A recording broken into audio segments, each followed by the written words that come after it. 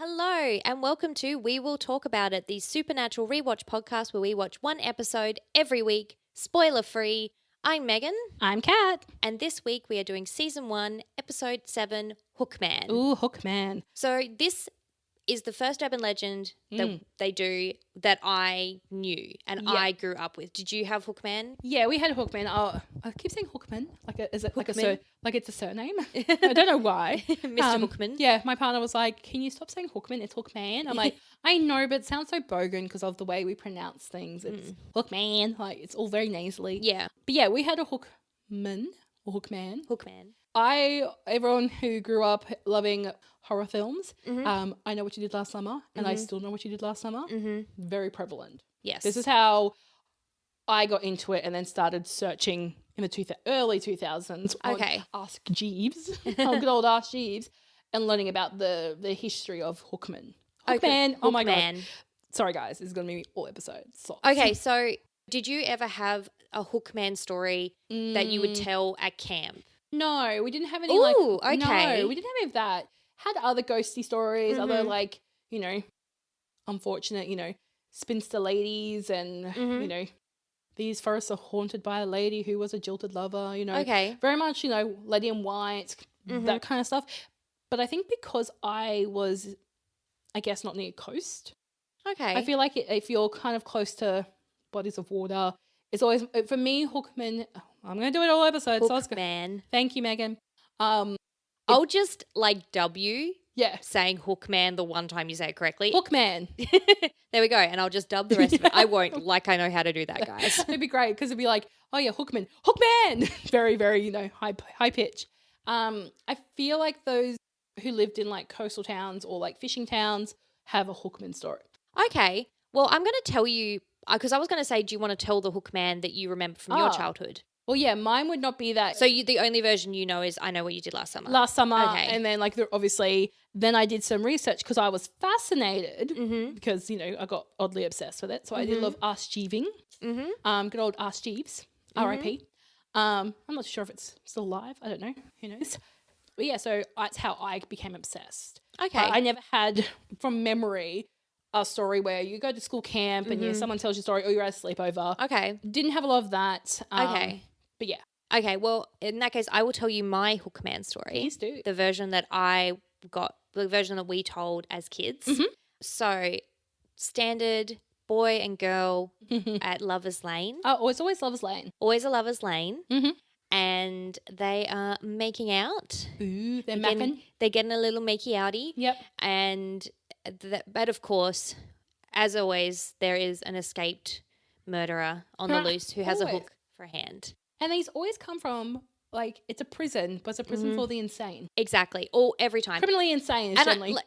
I will say, this was not, growing up and telling this story, I think everyone thought we would tell this story about something that happened in America. This was never a story that was told about something that was locally occurring, or we never really thought it was something that was real for our reality. No. It definitely was being told knowing that it was an American urban legend, but it still made its way through our, camps, school camps and stuff like that. So they're making out. We know that the murderer has escaped, and then they hear the scrape of the hook. And so they stop making out. They look out. They can't see anything. They relax for a minute, and then they hear the scrape again, and it's a little bit closer. And they stop and they look, and then they relax again, and then they hear it, and this time it sounds like it's on the car. And so the boyfriend gets out and he goes to investigate and he disappears. And this girl, she can't hear anything. She can't see anything. And then she starts to hear banging on the top of the roof. And she is screaming, and then she sees the police pull up and they're screaming at her. They're telling her, actually, I think I have heard this story. Yeah, and this is why I wanted to tell you, because there's so many different versions. Yeah. It's probably the most well-known urban legend, at least in kind of Western societies. I feel like everyone has a version of this. So she's hearing banging on the roof. Yep. The cops are driving up. They scream at her. They say, get out of the car, run towards us, and don't look back. Never look back. I think the lesson is run away and never look back. Of course, she turns around and the serial killer, the murderer, is on top of the car. He's got his hook and he's got her boyfriend's head, and that's what she's banging on top of the car. The end. No, mine was similar to yours up until, but it's not a car. It's got a soft top, and they hear scrape, scrape, and it's like a rapping, like scrape, scrape, scrape, scrape, stop, scrape, scrape, scrape, scrape, stop. It then stops for a good 5 minutes, so they go back thinking, oh, it's just an animal. It's just like a possum. It's a whatever, a nocturnal animal of some sort. And then the radio turns on, and it's like, newsflash, you know, like old school 50s, like, killer on the loose. Well, look out. See, you know, very 50s, you know, or 30s, I should probably. Yeah, that's 30s, very 30s. Very 30s, like, extra kind of thing. Yeah. And it's last been spotted on Lover's Lane, presumably. And they've not paid attention because they're like, oh, well, we're like right at the end of Lover's Lane. We're like in the middle way. Like there's like a lookout point from Lover's Lane, like a turn off. So that can't be near us because there's other vehicles in the area. Scrape, scrape, scrape, scrape happening, and it gets to a point where one of the tires gets burst. Like the tire goes flat. The car tilts. The boy gets out, goes, hang on, that seems really strange. Like, oh no, I'm gonna have to change this tire. I may as well do it now before some more heavy petting continues. Anyway, the girl's like, don't get out of the car. Don't be silly. It's fine. Like, we'll just, you know, we'll call for someone or we'll go to we'll walk together to another car. Boy doesn't listen. He goes missing. It's been about 5 minutes. And the girl's like, nothing, there's no other sounds, but he's been gone for a while. She gets out of the car. And at this point, there's police coming up saying, don't move. Don't turn around. Come towards us. Please do not turn around. Run. And as it's happening, she turns around, like she's back safety, and she goes to turn around. The cops are trying to put her in the car without her seeing what's behind her. She turns around. She sees her partner's head in a tree or some shit like that. But the hook was on the top of the thing because while she's in the car, she's hearing this light scraping, but not enough to. But yeah, it was like as she's hopped out of the car to look for the boy, he's gone in and she hasn't heard the scrape and the hook is still there, but the can is gone. So yeah, it was only when you rattled some things in my brain, like, I'm an old lady. I'm 34 now. Oh, you are. I'm old. Yeah, so Hookman feels pretty universal to me. I feel like everybody has a Hookman legend. A version that they got told around the campfire. But let's talk about the Hookman legend of this episode. Of Supernatural, yes. So this episode was also written by John Shaban, who wrote Skin that we were just talking about last week. For you guys, literally half an hour ago for us because we're recording a few episodes back to back. And this was directed by David Jackson. Okay. Before we get into this episode, I just want to say nobody is acting correct in this episode. Everybody in this episode is off kilter a little bit. Needs to calm down and stop judging each other for their life choices. Yeah, it's a very judgy. Our family motto, which is my household's family motto, is don't kink shame. And there feels like a lot of shame. It feels like a very Game of Thrones, near the bell. Shame. There's a lot of how does, you know, I'm more holy than thou because I don't do the thing that is human nature. Or I do this thing and I wish that you would do this thing. So nobody's coming correct in this episode. It's very it almost feels like and Supernatural definitely don't do this, but it feels very much like you youngins don't get up to mischief because this will happen to you. It's a very like tale as old a time. I guess. I think it twists itself on its own head though. Yeah, oh, definitely at one point. In terms of kind of what's going on. Yeah, when we find out what's really going on. But we open on a sorority house. A sorority house in Iowa. A young girl is sitting on the bed. She's just reading and her friend Laurie comes in. She's getting ready for No, it's Laurie. Oh, is it Laurie? I thought it was Laura. Yep. Please don't make me go to the wiki. Oh no, that's not Cat's correction corner. Yeah, no, it's definitely Laurie. Yep. All right. Cool. I have the wiki open. Yeah, she's going to correct me. Ready to correct you. So Laurie comes in and she's wearing a very... business. Well, no, I would say a very modest outfit. Conservative outfit, and her friend... Also, time of the time. Jesus, Cat. This top is definitely business. Oh, absolutely. It is very much like you would wear this to a job interview, but also it's a little bit fun because it has that weird like sparkly line. Like, but it's very much like I'm business, but I also like to party. But party in a very comfortable setting. Yeah, so it's very modest. And the housemate who is sitting on the bed, Taylor, she is like, "Come on, girl, let's jazz it up a little." And she gets out a really quite skimpy, very nice. It's very cute, very cute top. It's a halter top as well. It's a halter, and Laurie's There's like, "This isn't very me." She's like, "Come on, there's a hot girl in there." And this is the first instance of people not coming correct. Let people dress in a way that makes them feel comfortable. Yep. Please don't force people. People can be hot and be dressed more conservatively or modestly. What? Well, people like there's like kinks for everything, right? There's kind of right. I was really not sure where you were going. Oh yeah, look, I mean it's do what you gotta do, but also, what's wrong with you today? I don't know. What's wrong with you? You okay? I've had some sugar. You've had some sugar. You've had some coffee. Yeah. This is fully caffeinated, Kat? Apparently, because I had some pancakes this morning. You They were did. delicious. We went out for breakfast. It was delicious, but also hi.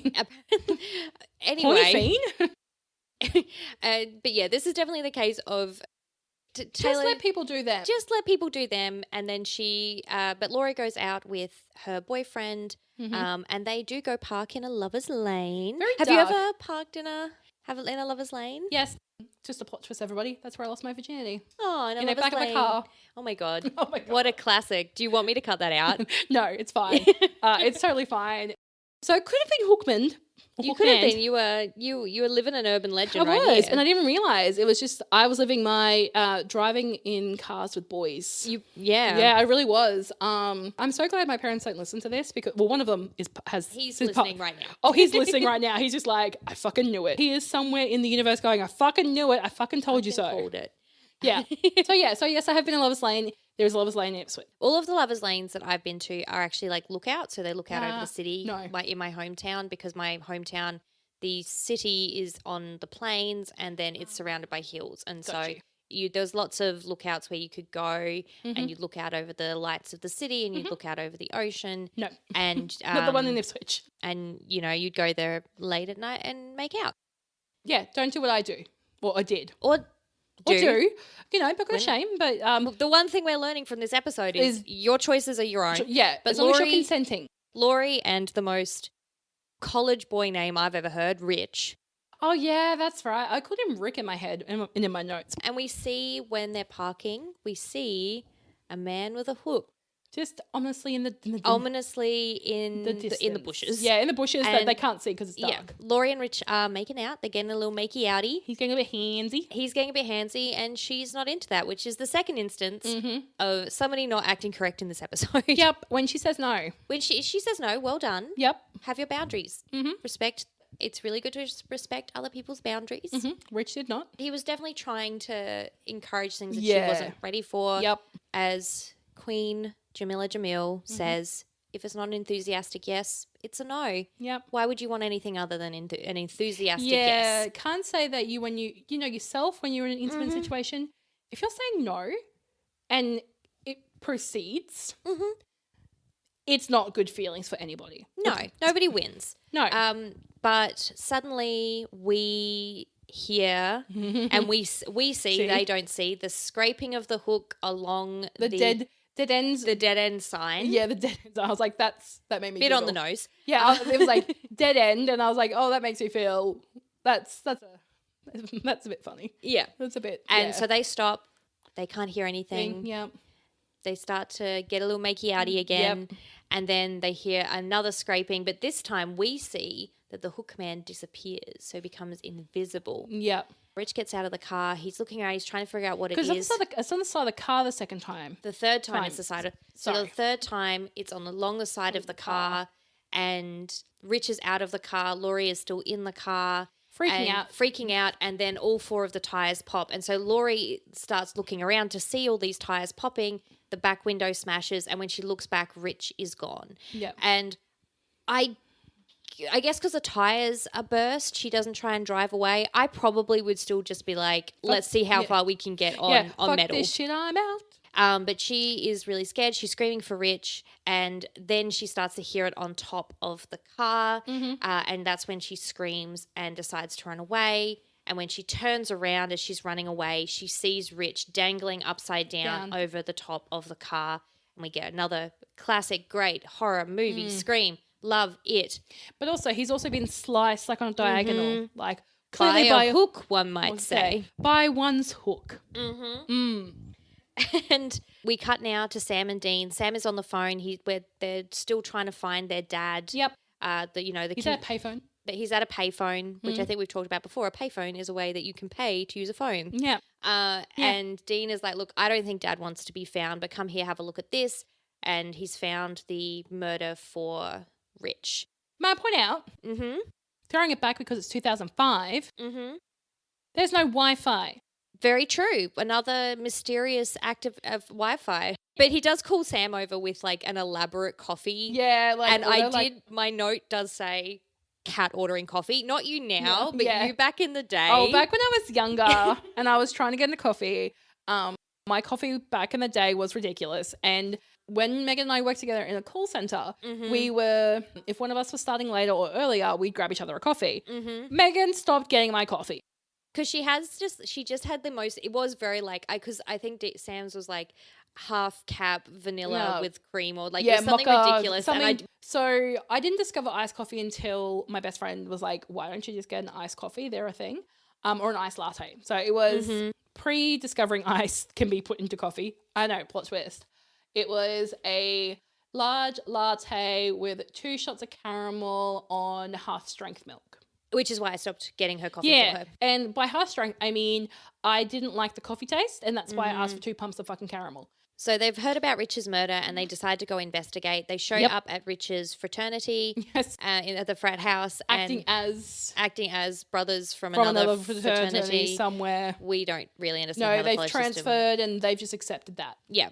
And they go in to have a talk to someone. They find someone colouring himself entirely in blue. I'm sure that this is purple. Mine look purple. But I think it's for a football game or some kind of go sports team of sport. Sure. Yeah. And the gentleman is like, oh, can you guys get my back? I missed a spot. And Dean's like, Sam's your guy. Yeah, Sam's the things in the family. The things he can do with a brush. Yeah. And then Dean laughs and sits down, which is standard brother behavior. Yeah. Standard brother and also standard Dean. Like Dean is that guy. He's like, oh, I don't mind paying a guy's back, but at the same time, if I can throw Sam under the bus for this, I absolutely will. Yep. So the blue guy, I don't think he gets a name, explains that painted guy Rich was dating Laurie, who was very hot and also had an extra hot points because she was a reverend's daughter. I know. I literally wrote, oh, the reverend's daughter.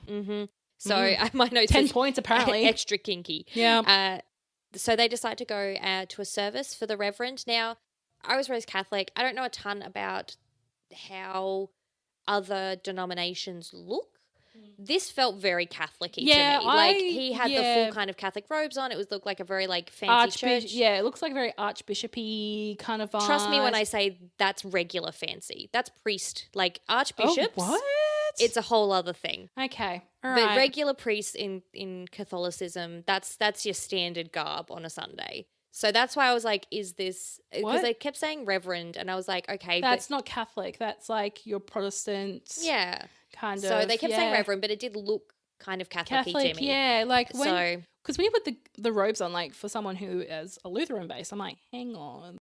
As most people know, Catholics are priests, and they are not married. They don't have children. Very true. I didn't actually think of... Yeah. Well, if you are married and then you convert to Catholicism, you don't have to like divorce your wife. Oh, right. Cool. So that could potentially what's happened here. I mean, who knows? Who knows? We're digging too deep into this.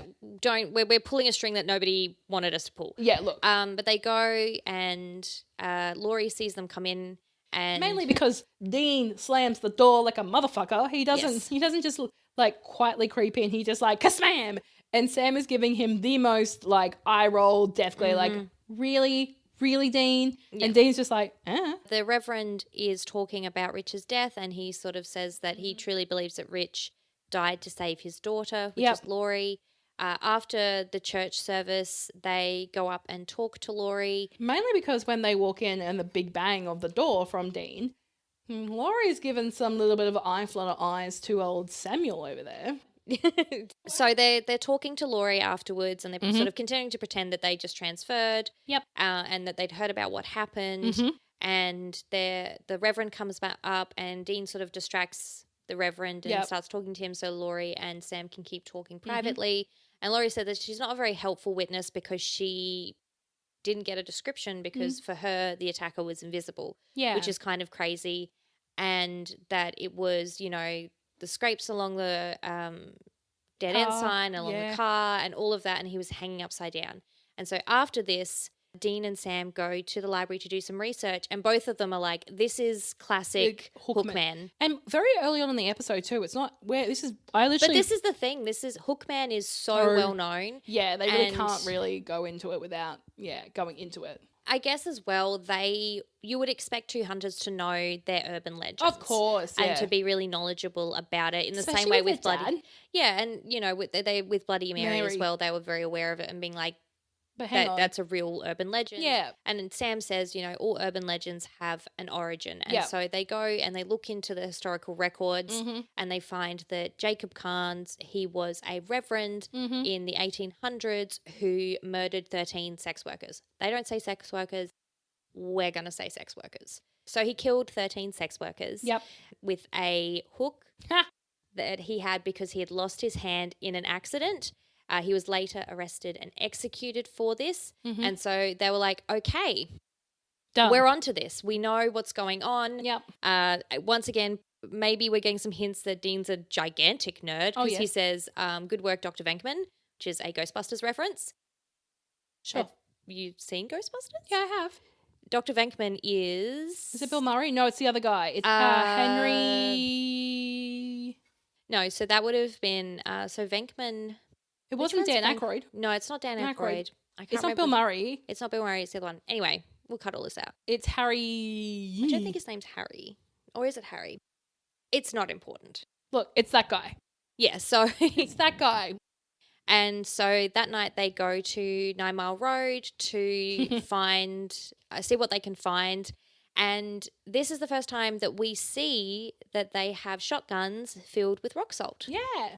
And that this was something that Dean and John came up with because guns, obviously, as we learned in the pilot, don't work on ghosts. No. But salt is a spirit deterrent. And it's also pure. And and they actually came up with this. This is pretend. This was invented for the show by, I actually know who came up with this idea.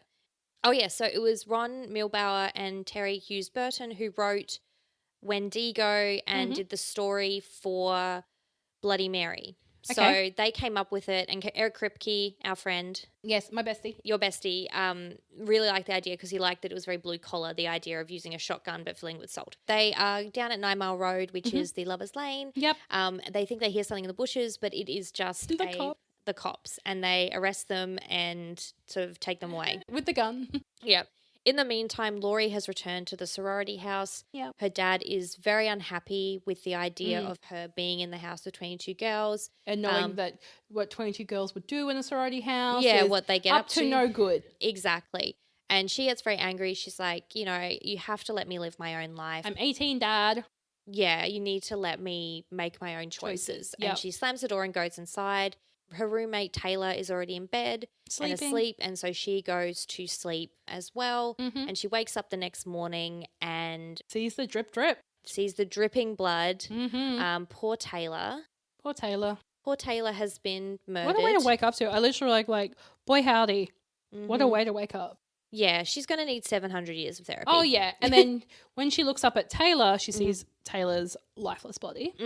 But also she looks up on the wall with the scratchings and is like, aren't you glad you didn't turn the light on? Fuck that noise right off. Yeah, so that's part of a separate legend to the Hookman legend. Yeah. But sort of like with the woman in white in the first episode in the pilot, they kind of combined a few different very similar urban legends to create this one coherent kind of mythology. Yep. So that was actually part of a different urban legend that they've just added to the Hookman legend. So beef it up a bit. Sam and Dean managed to get out of trouble with the cops by Dean telling the cops that Sam is a dumb pledge for a fraternity. And they're hazing. And they were hazing him and quote unquote hunting ghosts. with rock salt in a gun, and they believed it. And they believed it. Dean, once again, using his charm, his moxie to get people out of trouble. At the same time, it's a university town. You make the assumption it's a university town, so they understand that pledges do stupid things. Exactly. So as they're leaving, though, they see all the cops rushing out. They're running off, and they follow the cops, and it obviously takes them back to the sorority. And they see that Taylor has been murdered, and Laurie is there. The sheriff's a bit suspicious of Laurie because she's now been involved in two very similar murders. But the Reverend's like, well, arrest her or let me take her home. And they're like, well, we don't really have any reason to believe she's guilty of anything, so I guess you can take her home. Yep. Which they do. Sam and Dean, in the meantime, break into the sorority house. They see the aren't you glad you didn't turn on the lights? And they're like, wow, that's totally out of the hook. But also a symbol. But also a symbol which was on the hook for Jacob Carnes.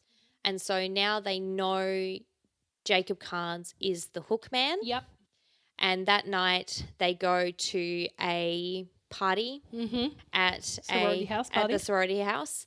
Sam has done some more research and has realized that throughout the years in this town, reverends, priests, preachers have been accused of doing murders against people who were considered sinners when they've claimed that it was an invisible attacker. And so they think probably the reverend is the one that is summoning or sort of communicating unintentionally, potentially, with the spirit of Jacob Carnes. And he's not necessarily trying to rid the world of sin in the way that these past reverends and preachers were. No. He's just trying to keep his daughter safe. Yeah. And so Dean says, I'm going to go and dig up the body, salt and burn the bones.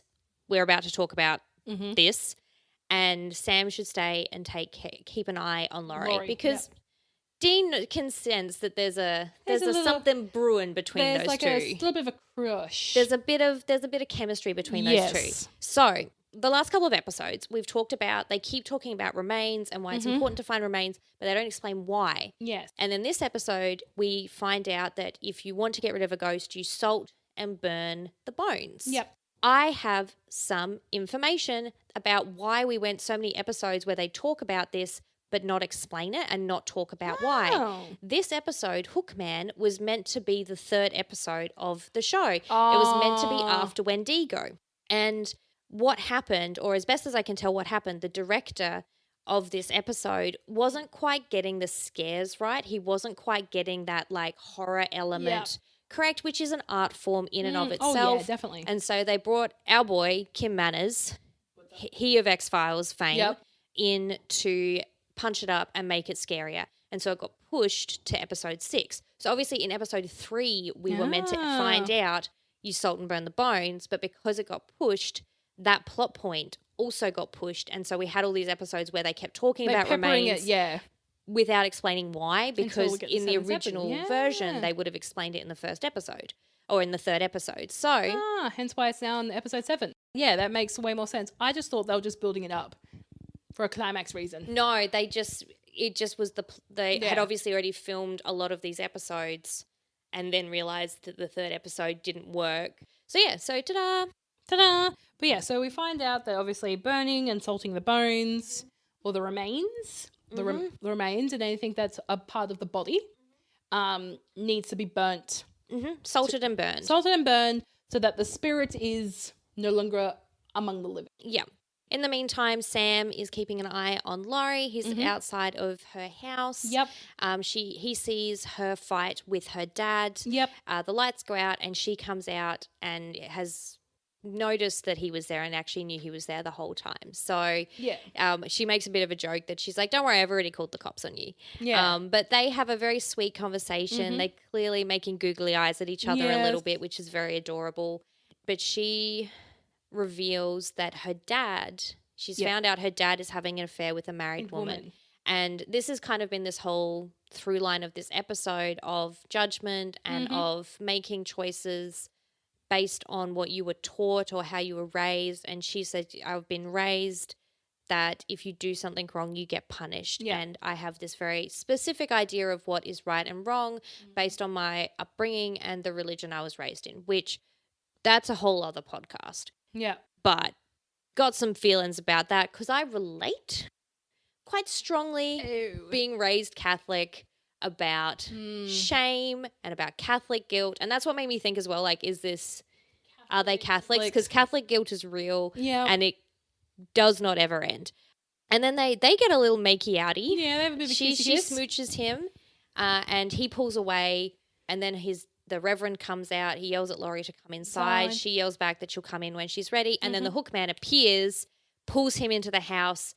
Digs the hook into his shoulder, and graphically. Pulls him into the house. They run in. Lucky Sam has a gun filled with rock salt. He shoots the hook man and he disappears. And Laurie runs over to her dad. And they obviously take him to hospital. Sam sort of tries to explain to the sheriff he's obviously really good at lying. So he's just like, and he's not telling the truth. He was talking to Laurie and this man appeared and attacked them. He just leaves out the whole disappearing stuff. Yeah, and I shot him with a rock full of rock salt. Like, I'm leaving out that. Leaving out some of the facts, but Dean comes to find them because he's gone and he's burned Jacob Kahn's bones. Yeah. I also love that there's cops in the corridor and Sam is like looked over and Dean's just causing a ruckus. He's like, hey, me, hey, that's my brother. Yeah, let me through. And it's just such a Dean thing. And the sheriff's like, let him through. Like, they realize that it's not Reverend that's summoning the spirit or communicating with the spirit, because why would he get the spirit to attack himself? They realize that it's Laurie because she has this shame and this guilt that she has about Rich for making her go too far, for Taylor for trying to make her a little bit more provocative. Yeah, and her dad because cheating. Yes, because he's having an affair with a married woman, which she sees as wrong. And so they try to figure out why Jacob hasn't left, given that Dean has burned the bones. And Sam's like, well, did you burn the hook? And he's like, well, the hook wasn't there. And they go back to the library. They do a little bit more research and they realize that the hook was part of him. Was melted down and given back to the church. And so it was probably turned into a plate or relic. It's not uncommon in churches. No. And again, this is what made me go, they Catholic, because like Catholics, we love a trinket in Catholicism. We love some bling. We love some bling in Catholicism. Oh, I mean, you've got the robes. I mean, what's a hop, skip, and jump to a bling? So that night they break into the house and also into the church and basically find anything silver to burn. And melt it. And melt it down and hopefully get rid of Jacob, because they realize that it was melted down, but they don't know what it was turned into. They hear a sound in the church and they go in and they realize that it's Laurie. She's come to pray. Sam goes up to talk to her and try and sort of convince her like this isn't her fault, because she's not intentionally summoning Jacob. She's not causing Jacob is coming to her because she's having these feelings about infidelity, her friends being provocative. Rich is pushing her to do more adult content things, and he's feeding off that energy. Exactly. And so she tells Sam somehow she's decided that this is her fault and that she is the one to blame and that she is the guilty party. And so Jacob does come and he has turned on her because she has said that she's the one that's full of sin. Yeah. And Jacob, of course, is all about punishing sin in literally any form. Yep, you say sin, he's going to come there. Yep. And so Hookman comes and attacks Laurie and attacks Sam. They're being chased through the church. They're trying to figure out, because they're like, we burned everything. We can't figure out what's there. And they finally notice that Laurie is wearing a necklace with a cross on it. And they're like, where did you get that from? And she's like, oh, it's a church relic. You know, it's an antique. My dad gave it to me when I started school. And they're like, is it silver? She's like, yes. And so rips it off her. Dean gives Sam the gun. Dean runs off with the necklace. And I love that moment of them like tag teaming it, like not even communicating. Sam just throws the necklace, Dean throws the gun at the same time. Yeah. They both catch it and I think it looks really good. Like it's just this moment of their communication being totally in sync. So Sam is trying to defend them from Hookman just in time, just as Hookman's about to attack. Dean burns the necklace and Hookman goes up in flames. Yep. And we cut to the following morning. Dean explains what's going on. He's very like, I don't know what to tell you. This guy showed up. This is what happened. That's what Laurie said. Like it's the same as what happened with the Reverend. I don't know what happened to him after that. And the sheriff says, okay, and you and your brother. And he's like, yeah, we're getting out of town. We get it. Sam says goodbye to Laurie, and she thanks him. She's like, I don't really understand what happened, but I know that you saved my life and my dad's life. Yep. And they start to head off, and Dean says, we could stay. If you want to explore. If you want to stay here and talk to Laurie. And Dean and Sam's like, no. He's not ready yet. It's not time yet. No. Obviously, in the context of knowing this was meant to be the 3rd episode, that makes more sense. Even more sense that he's like, I'm not there yet. But this also feels good because you feel more like Sam was probably going to marry Jess. Like it was it was more than just a college love. It was like true, this is it. This was it for him. Yeah. Yeah, so absolutely. It was very kind of like throwback to Jess being his one and only love. Mm-hmm. It's very sweet. That's what I read out of it. So, and they drive off to their next adventure. Thank you so much for listening to the episode, guys. Subscribe on your favorite podcasting app. Go to iTunes and give us a rating, preferably 5 stars, I think it's out of, and leave us a review. You can follow us on Instagram. We will talk about it pod. We are on Twitter now as well, so We Will Talk Pod. Or you can send us an email at wewilltalkaboutitpod@gmail.com. All of that will be in the description for the podcast episode. You can check out our show notes at wewilltalkaboutit.com. And in the meantime, stay safe and don't park on lovers' lanes. Alrighty, guys. Bye. Bye.